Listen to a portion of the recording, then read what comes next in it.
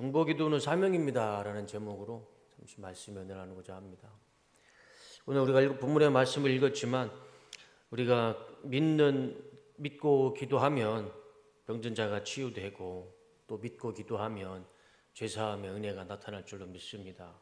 오늘 이 시간 우리가 믿음으로 말씀을 또 듣고 또 믿음으로 기도할 때 우리 가운데 아픈 자들이 치유가 되고 우리 안에 있는 죄가 예수님의 이름으로 사해지는 그런 은혜가 있기를 주님의 이름으로 축복합니다. 14절 말씀을 보시면 너희 중에 병든 자가 있느냐 그러면 그는 교회의 장로들을 청할 것이요. 교회 안에 병든 사람이 있으면 누구한테 청을 해야 되냐면 장로한테 청을 하라고 합니다. 장로. 이 장로가 직분자의 장로일까요? 아니면 나이로서의 장로일까요? 1번일까요? 2번일까요? 직분자 1번, 나이 2번. 1번 한번 손 들어보세요. 네. 1번은 네. 정답은 뭐 없는데 네. 말씀에 이제 그 단어의 의미로 보면 직분보다는 나이를 뜻합니다. 네. 나이를 뜻합니다. 그러니까 교회에 병든 사람이 있으면 기도 부탁을 해라. 누구한테 하느냐? 이 장로라는 단어가 우리나라는 직분자로 되어 있는데 헬라어 성경을 보면 프리스비우테로스라는 단어로 영어로 보면 엘더입니다. 엘더. 그러니까 연장자, 제일 나이 많으신 분. 그러니까 우리 안에 이제 그 병든 사람이 있으면 우리 안에 교회 공동체 안에 제일 연장자에게 기도 부탁을 해라. 그 말씀이에요.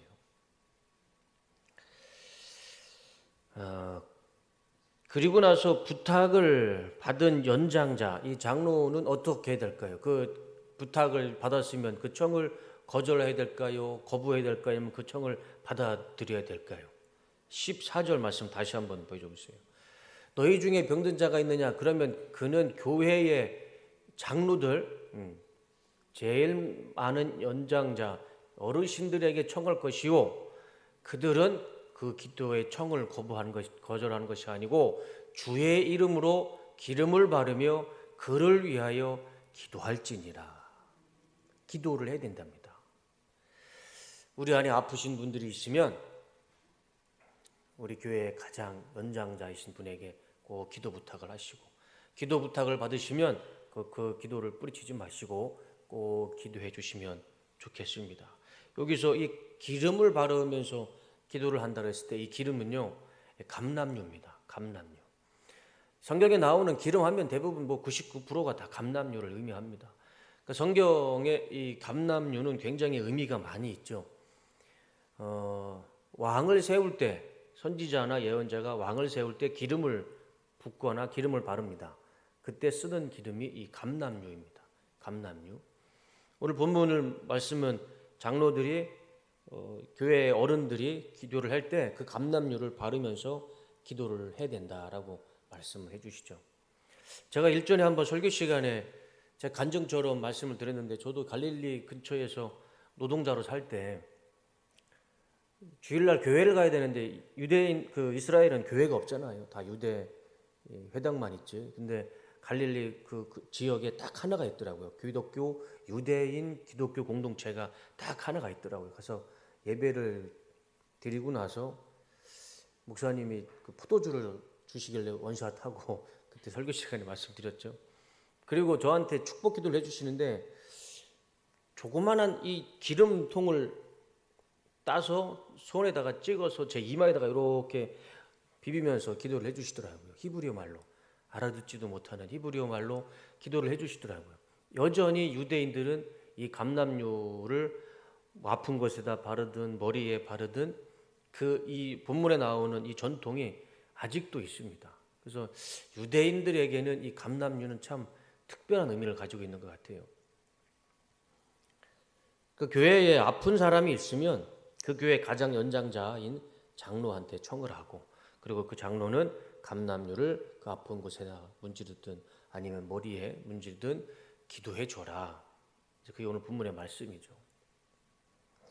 이 말씀을 우리 교회로 한번 적용해 보면 이 장로 여기서 연장자는 누굴 의미할까요? 우리 뚝섬 침례교회로 생각해 보면 대상이 누가 될까요?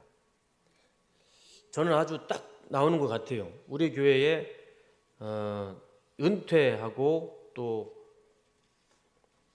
원로 장로님, 의석 장로님, 고명수 장로님, 김남성 장로님, 송గిం근 장로님, 5번 장로님, 김인철 장로님, 딱 떠오르는 분들이 우리 원로 은퇴 장로님들이 딱 이 14절에 나오는 이 말씀에 나오는 대상자가 아닐까.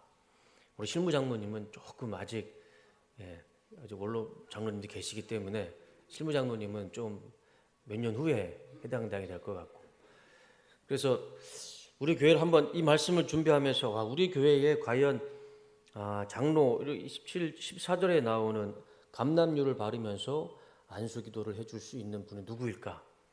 우리 은퇴 원로 장로님이 딱 그 대상인 것 같아요.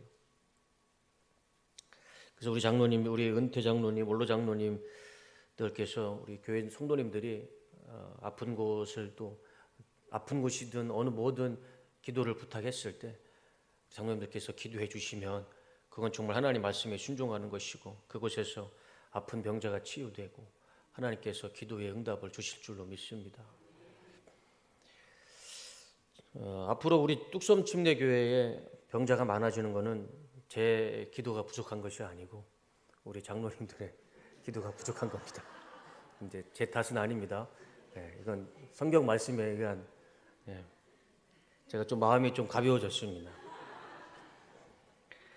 오늘 본문에서 이 네 가지 은혜를 한번 짧게 생각해 봤으면 좋겠습니다. 첫 번째는 하나님은 장로의 권위를 인정하십니다. 이 엘더라는 단어가 나이 드신 분들이죠. 그 나이 드신 분들은 우리 장로님도 뿐만 아니라 우리 권사님들도 다 해당되시죠. 다 연세가 많으신 분들은 다 해당이 될 겁니다. 분명 하나님은 우리 교회 공동체에서 연세가 많으신 분들의 그 권위를 분명히 인정해 주십니다. 이거는 하나님이 인정해 주세요. 잠언 16장 31절, 백발은 영광의 면류관이며 의로운 삶에서 얻어지는 것이다. 백발은 뭘 의미합니까? 나이를 의미하잖아요. 나이가 많으신 분들은 영광의 면류관이고, 왜 영광의 면류관이냐? 의로운 삶을 살았기 때문에 그 백발이 영광스럽다 말씀하고 있고, 레위기 19장 32절 한번 읽어보겠습니다. 시작.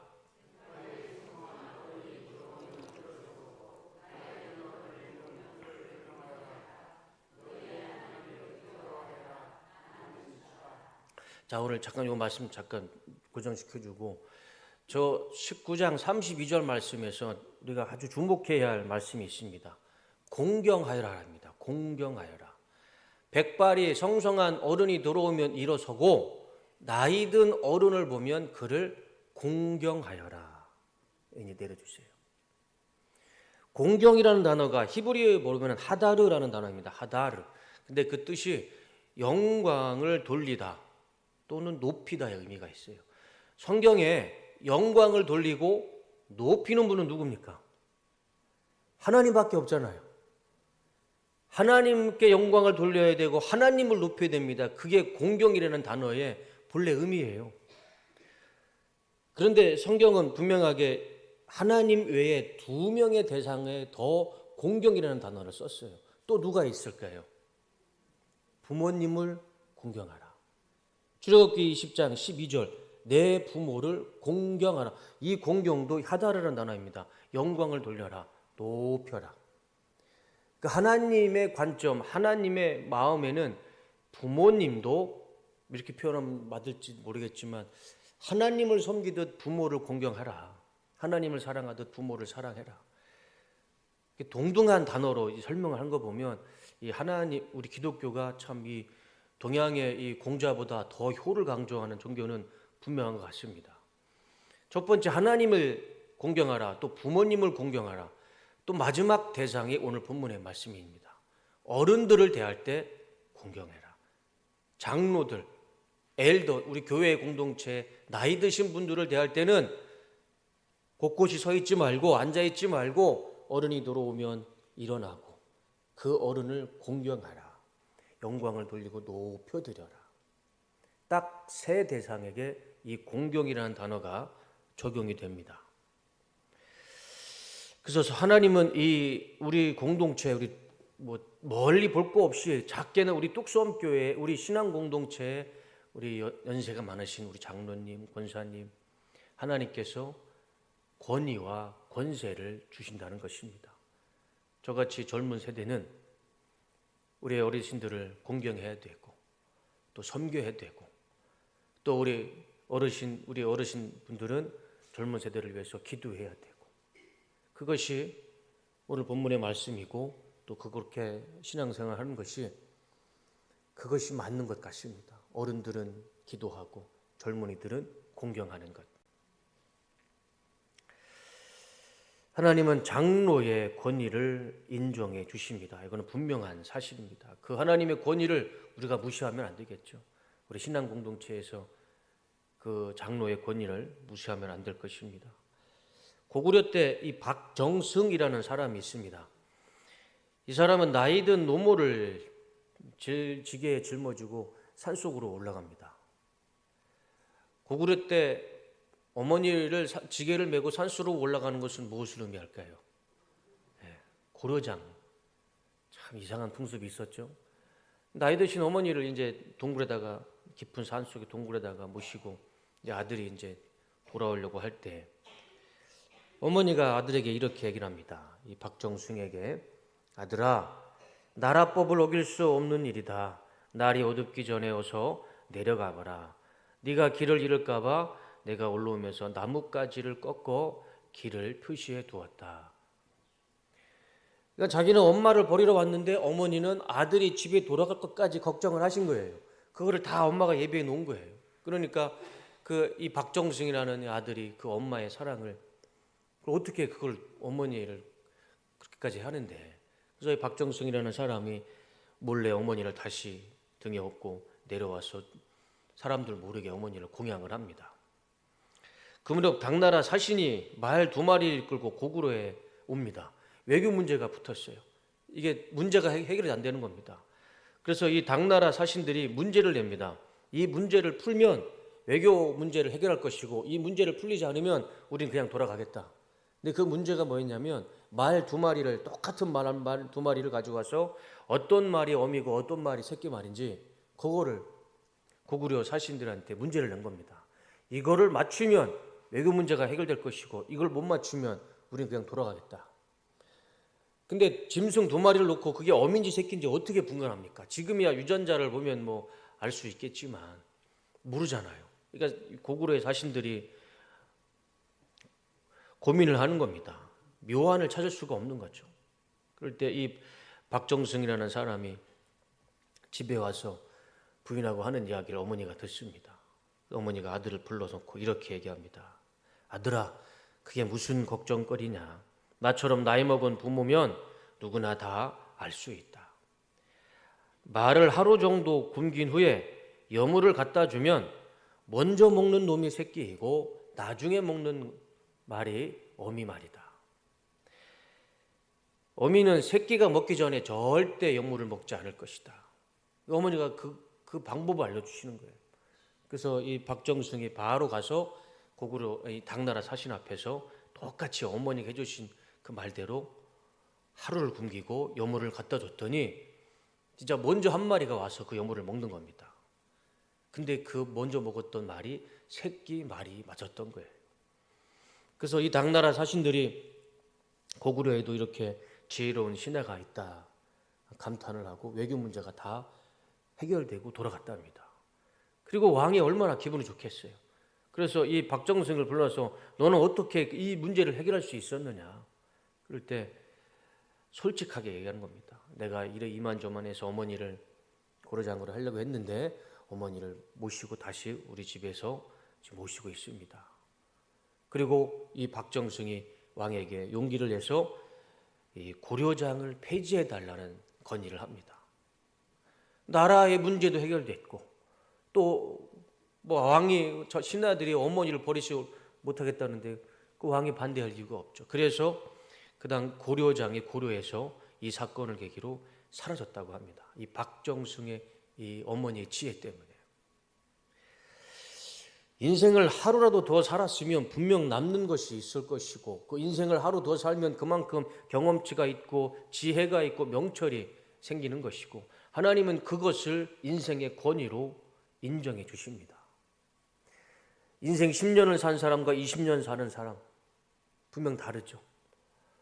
우리 아들이 이제 9년 살았는데 9년 된 인생하고 이제 50 가까이 산 저하고 인생의 질이 다르죠. 우리 장로님들하고 장로님 연세하고 저하고 인생을 비교해 봤을 때 저는 우리 장로님한테 한참 부족한 인생이죠.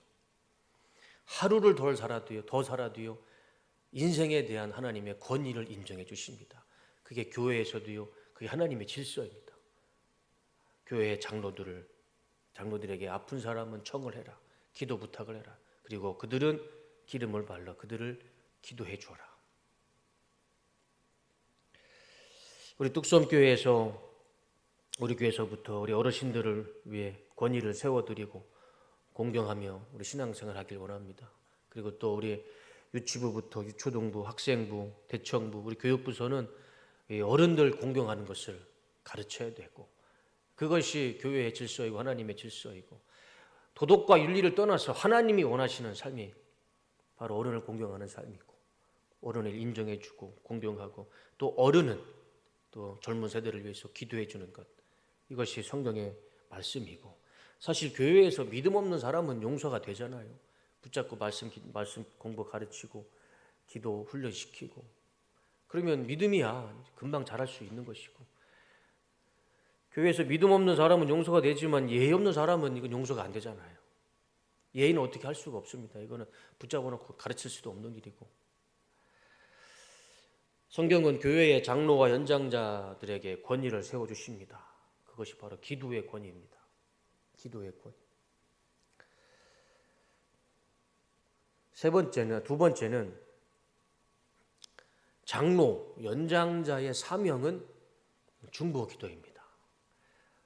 14절 말씀 한번 보여주시죠. 너희 중에 병든 자가 있느냐? 그러면 그는 교회의 장로들을 청할 것이요, 그들은 주의 이름으로 기름을 바르며 그를 위하여 기도할지니라. 명령이죠. 나이든 장로들은 기도해 줘라. 우리 뚝섬교회 원로 은퇴 장로님, 우리 안수 집사님, 권사님들은 사명을 가지신 분들입니다. 사명자들이세요. 무슨 사명이냐? 우리 젊은 세대를 위해서 기도해 주셔야 할 사명을 가지신 분들입니다. 우리 성도님들 가운데 아파하는 분들이 있으면 그분들에게 기도해 줘야 할 기도의 사명자가 있으신 분들입니다. 우리 뚝섬교회가 너무 감사한 거는요, 나이가 많은 분들이 많다라고 그렇게 말씀하실지 모르겠지만 아닙니다. 기도의 사명자가 많은 교회가 된 거예요.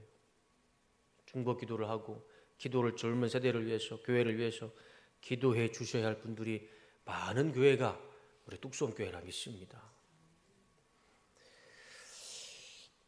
하나님은 공경이라는 단어로 교회에 연로하신 분들, 나이 드신 분들의 권위를 인정해 주셨습니다. 그 권위가 뭐냐면 기도해 주는 권위입니다. 이 기도의 권위만큼 얼마나 축복된 더 큰 권위가 어디 있겠습니까? 하나님이 주신 이 권위를 가지고 아픈 자들을 위해 기도해 주실 때 하나님께서 우리의 기도를 들으시고 우리 가운데 치유와 회복의 은혜가 나타날 줄로 믿습니다. 사실 우리 중보기도팀을 많은 교회에서 이제 중보기도팀을 만드는데, 교회의 진짜 중보기도팀은 우리 장로님, 권사님들 중심으로 중보기도팀이 만들어져야 돼요. 이게 성서적이지 않습니까? 아픈 사람들을 위해서 중보기도할 때, 또 우리 교회의 부흥을 위해서 중보기도할 때, 중보기도의 사명을 받으신 우리 장로님들, 우리 권사님들이 모여서 중보기도를 할 때 하나님께서는 거기에서 더 큰 은혜와 기적을 베풀어 주실 것이라 믿습니다.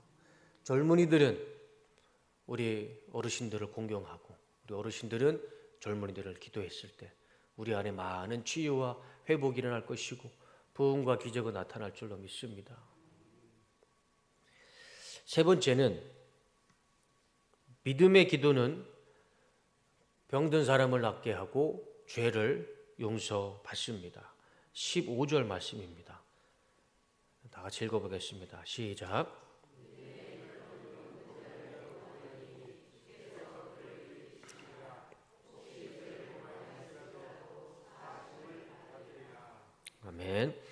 교회 어르신들이 아파하는 자들을 마음에 품고 그의 기도를 품고 불쌍히 여기는 마음으로 기도했을 때 하나님께서 기도를 응답해 주실 것이고, 또 우리가 주목해야 할 말씀은 그 다음 말씀입니다. 혹시 죄를 범하였을지라도 사하심을 받으리라. 사람이 사람의 죄를 사해 주지는 못하죠. 죄를 사해 주시는 분은 오직 예수님 한 분이 십자가의 은혜로 죄를 사함을 받습니다. 그런데 오늘 본문의 말씀은 장로들이 기도를 했을 때 죄사함의 은혜도 주신다 말씀해 주고 있습니다. 이 말씀이 뭘까? 저는 이렇게 생각해 봤습니다.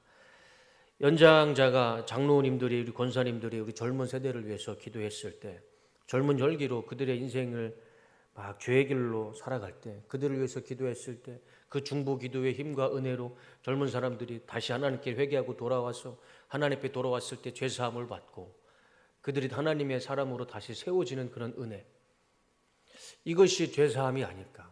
장로들이 기도했을 때 죄사함의 은혜가 있다고 했을 때는 젊은 세대를 위해서 기도했을 때 그들이 돌아오는 은혜, 하나님께로 돌아오는 은혜, 회개해서 죄사함을 받는 은혜, 그것이 우리 장로님들이 기도했을 때, 우리 권사님들이 기도했을 때 혹시 죄를 범했을지라도 사하심을 받으리라, 이 말씀에 적용이 되지 않을까, 그런 생각을 해보았습니다. 우리가 정말 주목해야 할 것은 성경은 아주 정확하게 지명을 해주신다는 것이죠. 병든 자들을 위해 교회 장로들은, 연장자들은 그들을 위해 꼭 기도를 해라. 아주 정확하게 장로라는 이 단어를 쓰였습니다. 사명이죠, 사명. 우리 뚝섬교회 원로 은퇴 장로님과 권사님들이 정말 믿음을 가지고 우리 성도님 한 분 한 분을 위해서 기도하실 때 오늘 말씀의 은혜가 그대로 나타날 줄로 믿습니다. 그냥 야고보서에 있는 성경에 기록되어 있는 말씀이 아니고, 정말 우리 뚝섬교회 젊은 사람들은 우리 어른들을 공경하고 우리 어르신들은 젊은 사람들을 위해서 기도할 때 우리 교회가 다 회복이 되고, 세상 가운데 방황하고 있는 젊은 세대가 교회로 돌아와서 회개하고 죄사함 받고, 그런 구원의 은혜가 우리 가운데, 그런 은혜가 기적이 나타나기를 주님의 이름으로 축원합니다. 어느 날 목사님 한 분이 등산을 올라가는데, 참 이분이 참 믿음이 참 훌륭했던 목사님이었습니다. 그런데 등산을 혼자 가다가 한적한 곳에 가다가 발을 헛디뎌서 산속으로, 산 밑으로 이제 굴러 떨어지게 됩니다. 바로 앞에, 낭떠러지 바로 앞에서 멈추고 나무 하나를 붙잡게 됩니다.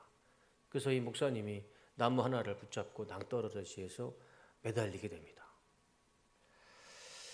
사람을 아무리 불러도 사람이 없는 곳이라 사람들이 지나가지 않고 이 목사님 혼자 그 낭떠러지에 나무 하나를 붙잡고 있었습니다.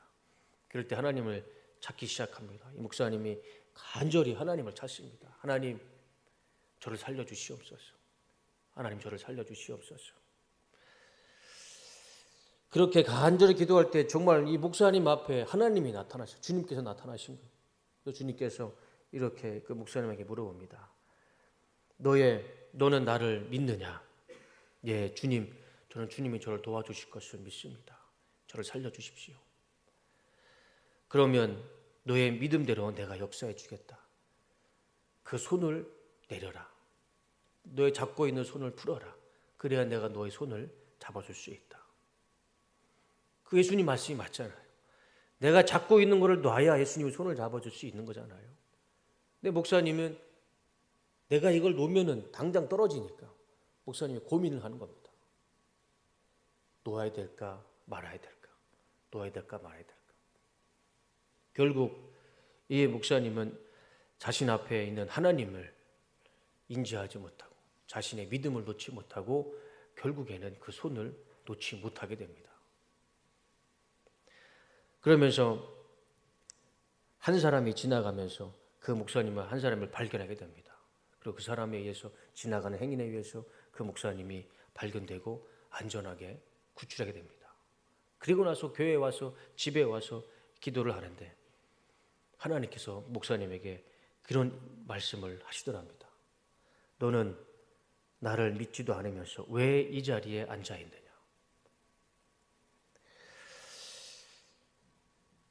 오늘 이 본문의 말씀처럼 우리가 교회에서 또 어르신들이 한 마음으로 믿음을 가지고 기도했을 때, 그 믿음을 가지고 했을 때 그 믿음대로 하나님께서 기적을 베푸시고 하나님께서 응답해 주시는 줄로 믿습니다.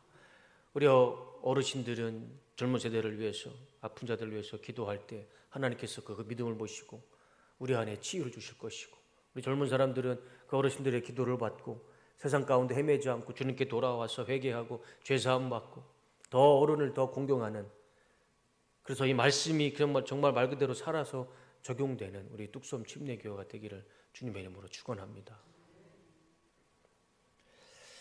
네 번째, 마지막은 중보기도는 역사하는 힘이 크다입니다. 우리 16절 말씀을 볼까요? 자, 같이 읽어보겠습니다. 자, 시작.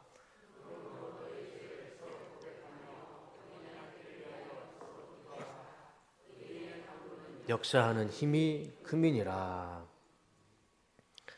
젊은 세대는 어르신들을 공경하고 존경하고 그분들의 건강을 위해 기도할 것이고, 또 우리 어른 세대는 젊은 세대의 치유와 죄사함을 위해 기도할 때, 그 서로가 기도할 때 그것이 의인의 기도이고 그 의인의 기도는 역사하는 힘이 크다. 성경은 말씀해 주고 있습니다. 전 세대가 함께 중보 기도할 때 정말 그 안에서는 말씀처럼 역사하는 힘이, 그 기적이 나타날 줄로 믿습니다.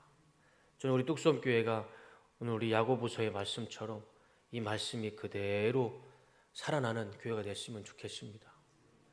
아이들은, 젊은이들은 우리 어르신들을 보면 일어서서 인사할 줄 아는 그런 교회가 되고, 또 그것을 가르치는 교회가 되길 원하고, 또 우리 어르신들은 아픈 아이와 젊은이들과 성도들을 품에 안고 그들을 위해 기도했을 때 치유와 회복이 되고 또 죄사함을 받을 수 있도록 우리 중보 기도를 하는 우리 뚝섬 교회가 됐으면 좋겠습니다. 전 세대가 다 의인의 기도가 돼서 우리 모두가 다 주님 안에서 정말 기적이 일어나는, 은혜가 일어나는, 야고보서의 말씀이 정말 우리 현실에 나타나는 우리 뚝섬 교회가 되기를 주님의 이름으로 축복합니다. 이것이 성경의 말씀이고 이것이 말씀의 질서이고 또 하나님께서 원하시는 교회의 참 모습이라 저는 믿습니다. 성경의 인물 중에 굉장히 이렇게 성도님들에 있어서 행함에 있어서 굉장히 크게 혼을 내는 사람이 야고보입니다. 야고보의 말씀을 보면 우리가 신앙생활을 어떻게 해야 되는지, 어떤 마음을 가지고 해야 되는지 우리가 잘 알 수가 있습니다. 저는 개인적으로 이 야고보서 말씀을 참 좋아합니다. 그래서 제가 이 수요 예배를 이제 오늘까지 해서 거의 5장까지 마쳤는데, 우리가 신앙생활 하면서 내가 기준이 잘 안 쓴다, 교회의 질서가 뭔지 모르겠다 했을 때는 우리 야고보서의 말씀을 보면 분명한 기준과 선명한 하나님의 뜻을 알 수가 있을 것입니다. 내가 직분자로서 어떻게 생활을 해야 되는지. 오늘도 이 말씀과 이 14절, 15절, 16절 말씀을 통해서 교회의 어른들은 어떻게 해야 되고 교회의 젊은이들은 어떻게 생활을 해야 되는지 아주 명확하게 그 기준과 그 질서를 말씀해 주십니다. 어른들은 기도할 것이고 젊은이들은 공경해야 됩니다. 그게 교회의 질서이고 성경이 말씀하는 우리 성도의 삶인 것입니다. 그리고 우리 뚝섬 교회가 본질적으로 지켜야 할 말씀입니다. 1862년과 1863년 2년 동안 미국은 노예 해방, 남북 전쟁이 있었습니다. 노예 해방을 위해 싸우는 이 링컨 대통령이 매번 남부군에 의해서 전쟁에 자꾸 지게 됩니다. 너무 패배를 하니까 위험한 나머지 이 링컨 대통령은 이 북쪽에 있는 미국 국민들에게 금식을 선포하고 중보기도를 요청을 합니다. 1863년 3월 30일에 이 금식기도, 중보기도를 그 당시 대통령이 온 국민을 대상으로 중보기도를 요청을 합니다.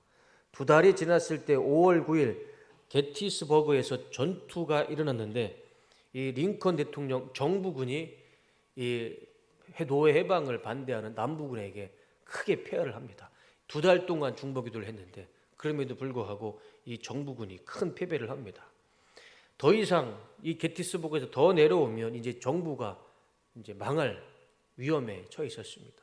그랬을 때 링컨이 더 이상은 안 되겠다. 사람의 힘으로는 할 수 없다. 그래서 백악관에 자기 서재에 들어가서 하나님 앞에 혼자 기도하기 시작합니다.